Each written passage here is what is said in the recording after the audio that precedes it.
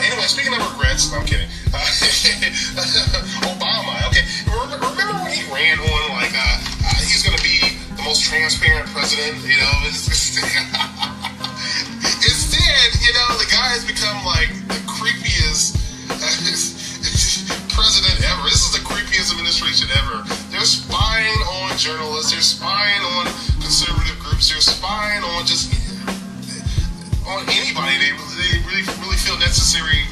I don't get it, and people don't even care. It's funny how Republicans, you know, at first they were all for the war, they're all for surveillance and the Patriot Act, all this neocon crap. But then when Obama pushes the same agenda, now all of a sudden they try to pretend like they're against it. And then the Democrats, the so-called anti-war left, people supposedly wanted to bring the troops home, but then as soon as their guy, Obama, got in, then they pretty much fell silent, which is kind of strange and entirely hypocritical. Okay, you know, as soon as they got their Democrats in the office in 2006, they put on a little show, and then they gave Bush every penny he needed. Then Obama came in, and the anti-war left. they packed up and they left. Oh boy! But you know what? People don't care. They're apathetic. They're more concerned about their everyday lives. They don't care if they lose their freedoms every day. They don't care. You know, they're too busy on their Xbox and their PlayStation 3. Although, yeah, I have an Xbox. And no, I'm a PlayStation 3 as well, so. And the NSA has a copy of all the data and access to all the devices in the world. So, does 2 + 2 = 4 to be used as a mass surveillance device by the NSA through the program called PRISM that gives the NSA like a string of every little bit of traffic. They get a copy of it so they can save it all. They have our voice over IP, you know, our Skype calls. They have, you know, our webcam interactions on chat roulette. They got everything. And now finally the mainstream media is putting 2 and 2 together, and they've realized that, wait a minute, oh yeah, watch us every minute of every day. Not like they don't do that already. We're not fucking crazy. This is a thing that is happening. And it is very easy for the NSA to just get access to everybody's Kinect footage, everybody's Kinect microphone. Now, something the mainstream media hasn't really said yet. Here goes. So what they've done is Microsoft was set up so that there would be one global operating system that the U.S. Coalition, the NSA and Microsoft, they got together and said, how can we better spy on everywhere in the world? Wait a minute, why did you want to hide that the Kinect can always pick up sound unless you wanted to give that data to the NSA? So now I'm thinking that they've got a microphone, maybe even the camera's on too. They got a live camera, live microphone in your house all the time. So that there would be one global operating system that the U.S. government had a backdoor into for all computers everywhere in the world. And every minute of every day we know where you are and we know what you're doing. So, you know, we can change a law at the last minute, and then we can go back in our surveillance files and we can see the day you broke that law 3 weeks before it was even illegal. We can get you. Or, you know, we can see you planning that protest of our fucking authoritarian police state regime, and we can get you. You know, and that's how they're going to do it. That's how they were going to do it. But no, it didn't work because the U.S. government forgot one thing. Often, we are not even aware of how much data we are actually revealing, or it is being gathered about us, or in fact, how it will be used. The idea that you can start from a face and predict social security numbers from the face seemed quite alien and surprising. But now we know that it can be done. So there's no place to hide? Absolutely no place to hide. It's, those places are shrinking. It is a small unit on the cusp of a big change in the way police do their job. You click on the image, and this is what you're really seeing. And you can see you really don't see a lot of facial structure. So we had to estimate where those landmarks are on the face. They fed the blurry image with the markings into their latest facial recognition algorithm. Our algorithm was able to basically enhance and extract this face. So this is the face.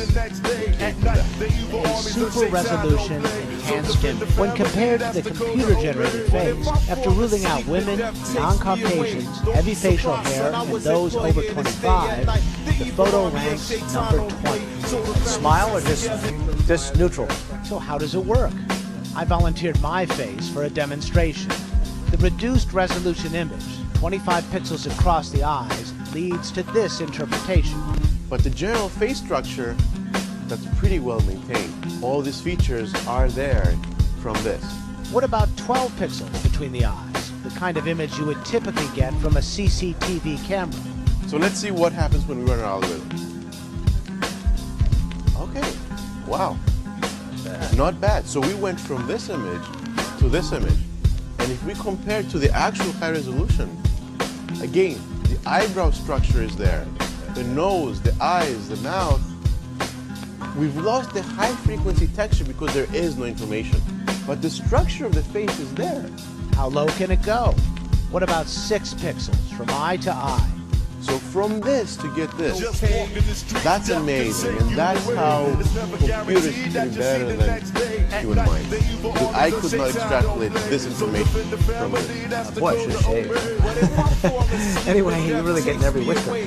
The secret is machine learning and pattern recognition. Instead of trying to tell the computer how to turn a few pixels into a recognizable face, by knowing what a subject looked like from various angles, Google can attach a name to a face whenever it shows up in a clip, not to mention our fucking voices. Simply shows it thousands and eventually millions of examples of the same faces in very low and very high resolution.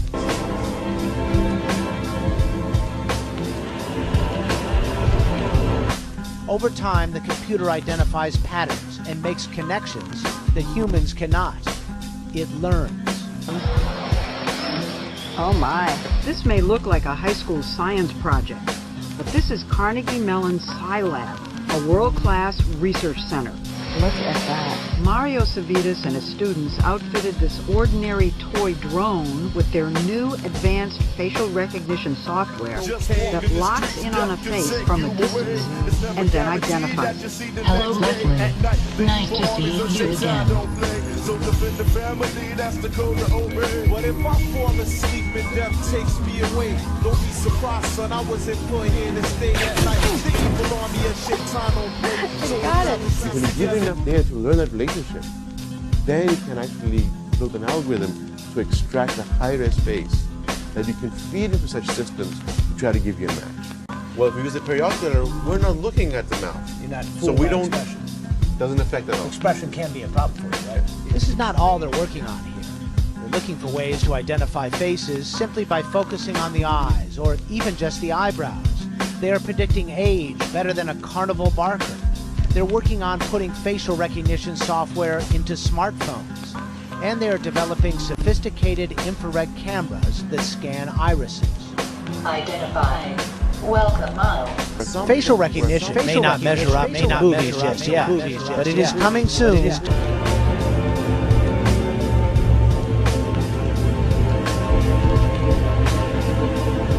Present yourself within sacrifice and feel the Most High's holiness. What they've done is Microsoft was set up so that there would be one global operating system that the U.S. government had a backdoor into for all computers everywhere in the world.